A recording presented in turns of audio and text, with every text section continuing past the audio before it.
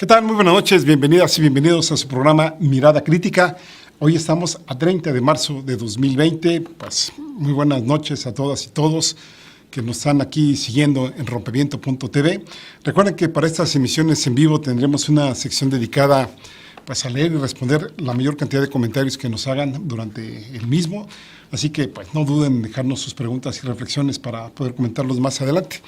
Vamos a pasar a los temas de esta semana, por supuesto, otra semana más y, bueno, quién sabe cuántas más sobre el coronavirus. El día de hoy vamos a enfocarlo desde el punto de vista de las otras guerras que tenemos aquí en el país. Al entrar a la fase 2 de la expansión del COVID-19 en México, cuando se tendría que ir jalando en una sola dirección, nuestro país se encuentra dividido en varios frentes, entre los que podríamos destacar, por supuesto, el de la salud, el económico y el de la inseguridad. Comentábamos en otro programa acerca de continuos desacuerdos entre el sector empresarial y el gobierno de México. Aquí, por cierto, me hicieron la crítica, gracias, se los agradezco por meter en un solo saco a todo el sector empresarial y criticarlo así de jalón, ¿no? Tienen toda la razón en su crítica, no todos los empresarios y empresarias son iguales, hay que reconocer las diferencias que hay al interior de este gremio, al igual que en otros, por supuesto, para no caer ni en estigmatizar, ni en etiquetar a un determinado sector de la sociedad, y más bien, y ahí sí estamos totalmente de acuerdo, en ir analizando los casos de manera concreta. En el caso de salud, las semanas que vienen van a ser decisivas en la lucha contra el coronavirus. Este mes de abril, que está muy próximo a iniciar, será muy importante en términos de ver el curso y la magnitud de la pandemia de aquí del COVID-19 en México. Varias actividades que hemos visto del sector salud. Primeramente, el viernes pasado el gobierno expidió un decreto que dota de mayores facultades a la Secretaría de Salud, bajo las cuales el país, aquí estamos hablando de la Federación, los estados, el sector privado y la población, todos tendremos que alinearnos en aras de parar la pandemia con el menor costo de vidas posibles, aun cuando el tiempo de contagio pues, se vaya a prolongar en el tiempo. Por un lado, en el sector salud, hasta el día de hoy se tiene reconocimientos por parte de la propia Organización Mundial de la Salud y de la OPS, es decir, Organización Panamericana de la Salud, de cómo se ha manejado hasta el momento la pandemia en el país. Pero por otro, no cesan las críticas de algunos comentócratas, bueno, no voy a repetir nombres de estas personas, pidiendo pruebas y más pruebas para la detección de casos, cuando ahora el criterio pues debe ser la prevención, que no el pánico, y evitar los contagios, cuidándonos de que el pico de casos que se espera que va a haber pues ya en un corto tiempo, ¿sí?, pues se limiten y que tengamos signos y síntomas de alarma bien definidos, que tendrían que ser los casos que van a requerir atención en los hospitales. El tema es tener lista la infraestructura hospitalaria, estamos hablando de respiradores, camas, personal de salud, que todo esto esté listo para cuando se vaya a requerir en mayor medida y que pues, el gobierno pueda adquirir todo lo necesario para hacer frente a la pandemia. Aquí algunos interrogan, cuestionan si se van a poder o no conseguir todos estos equipos. Problema de dinero parece ser que no es, y la cuestión, si es que fuera un problema de dinero, no es tanto eso, sino el que haya disponibilidad en el mercado de todo lo que se vaya a ir necesitando, que parece ser que ya lo van solventando. Es curioso que los mismos que dejaron al sector salud hecho trizas, ahora se rasgan las vestiduras pidiendo mayores recursos para la salud, cuando prácticamente lo desahuciaron en aras de ir haciendo pues, una mayor privatización a cada momento en el país. ¿Sí? Seguramente en esa administración ha habido medidas que tuvieron dos caras, la positiva y la negativa. Por ejemplo, el caso de los medicamentos y otros insumos del sector salud, los cuales se compraban a precios más que inflados, en otros estaban las facturas pero no se compraban, y todo esto el gobierno lo paró, el nuevo gobierno me refiero, con el afán de terminar con la corrupción. Pero pues también hubo implicaciones de desabastos que parece que ya están regularizados, de algunos fármacos, entre otros aspectos. Al día de hoy, si nos quieren pasar la gráfica de cuántos casos tenemos aquí en el país, esto se acaba de dar a conocer hace unos momentos, tenemos 1,094 casos, el día de ayer teníamos 993, es decir, de un día a otro hubo 101 casos nuevos, se tienen 28 defunciones, el día de ayer tenemos 20 defunciones, es decir, hubo 8 defunciones nuevas en el país, Y ya se sabe que hay 3 gobernadores que dieron positivo al COVID. Primero empezó el de Hidalgo, Omar Fayad, que es priista, después siguió el de Tabasco, que es de Morena, y luego pues ya recientemente el gobernador de Querétaro, Francisco Ramírez, también declaró que ya estaba positivo. También hay al menos 3 legisladores infectados y está el gobierno de Yucatán. Por cierto, el gobernador de Yucatán, anunció que meterá a la cárcel hasta por 3 años a las personas que, pues, ya siendo diagnosticadas, no cumplan con la recomendación o con la obligación de quedarse en su casa, además de que podrán ser acreedores a una multa de hasta 86,800 pesos y que, pues obviamente, decíamos, no acaten las medidas de aislamiento para evitar el contagio. Y dice el gobernador, ello con base a lo que establece el Código Penal de Yucatán y la Ley de Salud de este estado.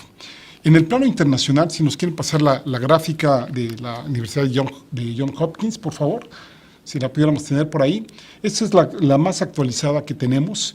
Hay 784,314 personas infectadas registradas, es decir, que han sido diagnosticadas y registradas, y tenemos 37,638 muertes hasta el momento.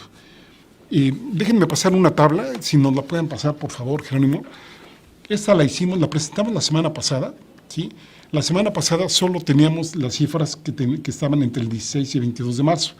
Ahora únicamente le agregamos las cifras correspondientes al 30 de marzo.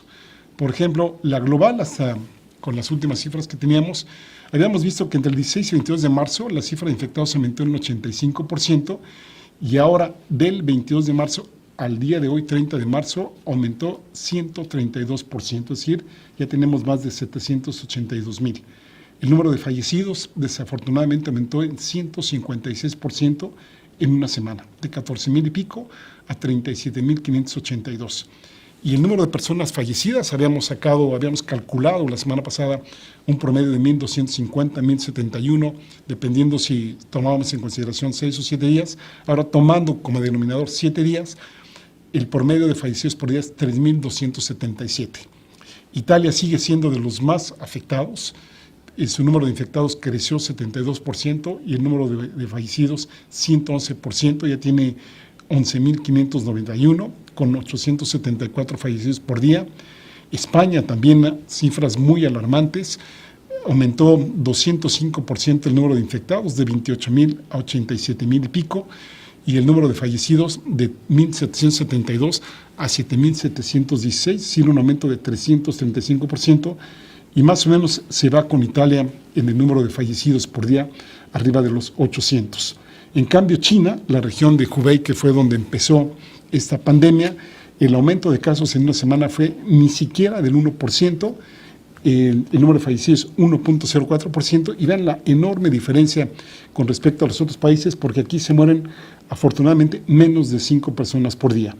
En el Reino Unido no teníamos el dato para hacer la comparación la semana pasada, ahora sí lo tenemos, fallecen en promedio 161 personas por día. Ellos pasaron de 281 a 1,408 fallecidos, y es importante el Reino Unido porque aquí cambiaron la estrategia, casi empezaron con una y después, pues a base de algunos consejos, pues obviamente el Sistema Nacional de Salud inglés, ratificaron o rectificaron, esto nos lo dirá el tiempo, y ahora tienen estas cifras. Francia, pues también no le ha ido nada bien, su número de fallecidos aumentó 349% en una semana, tiene 336 muertes en promedio por día. Corea del Sur también ha sido uno de los países que ya ha controlado mucho más que otros países. Vean, el aumento de infectados no llegó al 8% en una semana, su número de fallecidos aumentó 42% y el número de fallecidos que tienen en promedio por día 6,7. Irán, que es el otro país que tomamos como referencia, pues más o menos ahí aumentaron casi 92% de infectados en una semana y el número de fallecidos se ubicó en 64% ese aumento y tienen desafortunadamente 153 personas que mueren en promedio por día. En México pues ya acabamos de ver las cifras y aquí lo que podríamos ir haciendo alusión a lo que ya pues comentábamos del gobernador de Yucatán y de otras cosas que han sucedido aquí en el país, que otro de los aspectos que hay que cuidarnos muchísimo es que evitemos la xenofobia, la estigmatización y los estereotipos aquí de determinados grupos de población en el país. Si bien afortunadamente hemos sabido de casos que demuestran la gran solidaridad que puede haber en el ser humano y especialmente en México, lo hemos vivido en terremotos y en otra serie de catástrofes, al igual que en otros países, pues hay personas de las que se ha sabido que han dado positivo al coronavirus y han sido agredidas por el temor de sus vecinos, de sus comunidades, de que contagien a otros miembros de la comunidad o del vecindario. De estos casos ya se han dado en México, por ejemplo, el de una persona que no dejaban ni que le llevaran alimentos en su unidad habitacional e inclusive le estuvieron echando pues, litros y litros de cloro a su vivienda. En Estados Unidos ya se conoce de una mujer de origen asiático que ya tiene, por cierto, varios años viviendo ahí, y a otras de rasgos orientales a las cuales pues, las escupen, las agreden en la calle, culpabilizándolas de la pandemia.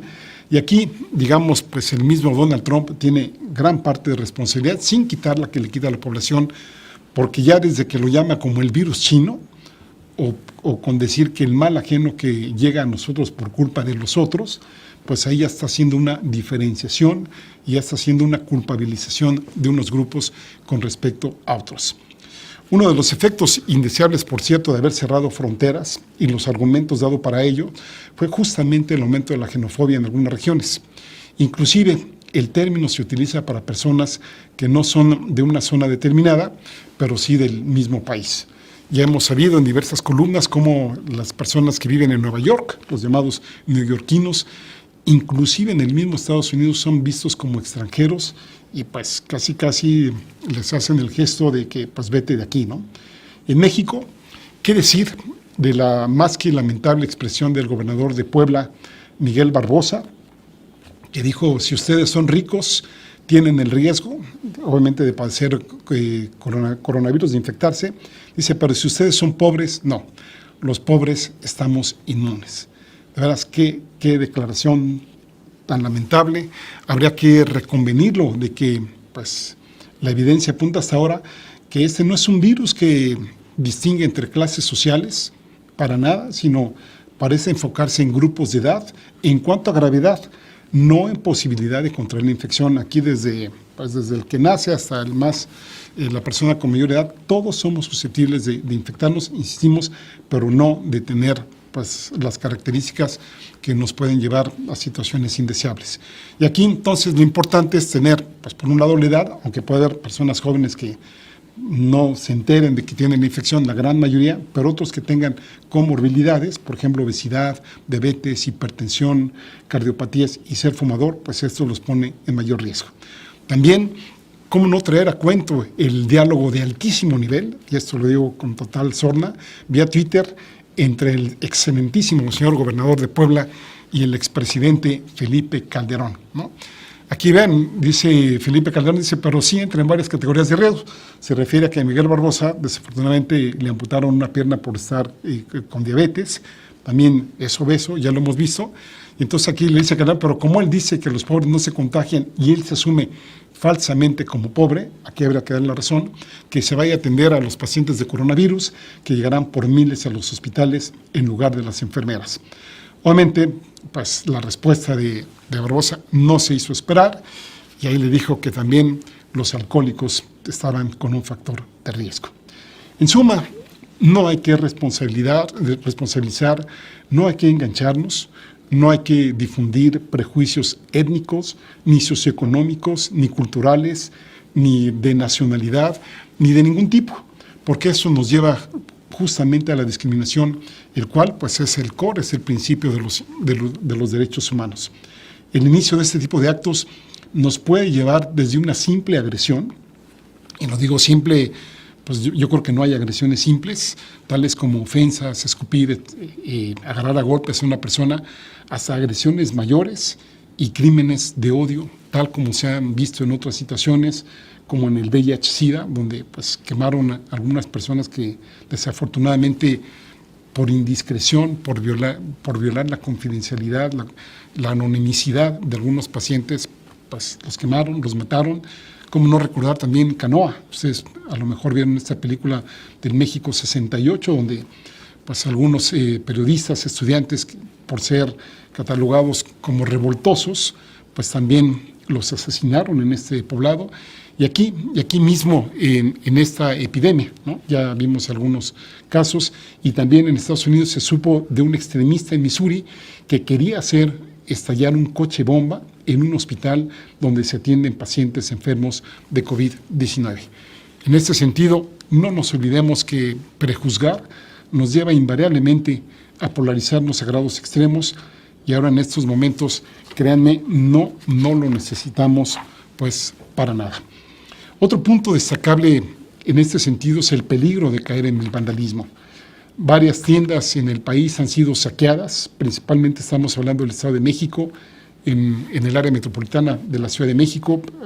Podríamos citar algunas tiendas: Chedraui, Bodega Aurrerá, Centro Joyero y Sanborns, estas dos últimos en el centro histórico del país, que bueno, lo grave de esto es que la promoción de este tipo de acciones se está dando por redes sociales, en la que están participando muchos jóvenes, inclusive de 14 a 17 años. Entre el 20 y el 25 de marzo, la Policía Cibernética detectó 29 grupos de Facebook, 63 de Peerless y 5 de WhatsApp, en que estaban llamando a realizar saqueos tan solo en el Estado de México. ¿Cómo no recordar las imágenes de la sucursal Tecámac de Chedraui, en la que varias personas a bordo de una camioneta entraron precisamente en la tienda y atropellaron a una empleada de limpieza? No les importó nada a ella, y ahí pues se llevaron artículos electrónicos. Según Héctor de Mauleón, en unas columnas del Universal, los grupos identificados planeaban 39 ataques a tiendas comerciales y gasolineras, y hasta ahora van más de 100 detenidos a la fecha. Ojalá y paremos este tipo de situaciones que se contraponen totalmente con la solidaridad que en estos momentos debe pues permear en todo nuestro país. ¿No le parece? Vamos a hacer una pausa y continuamos en Mirada Crítica.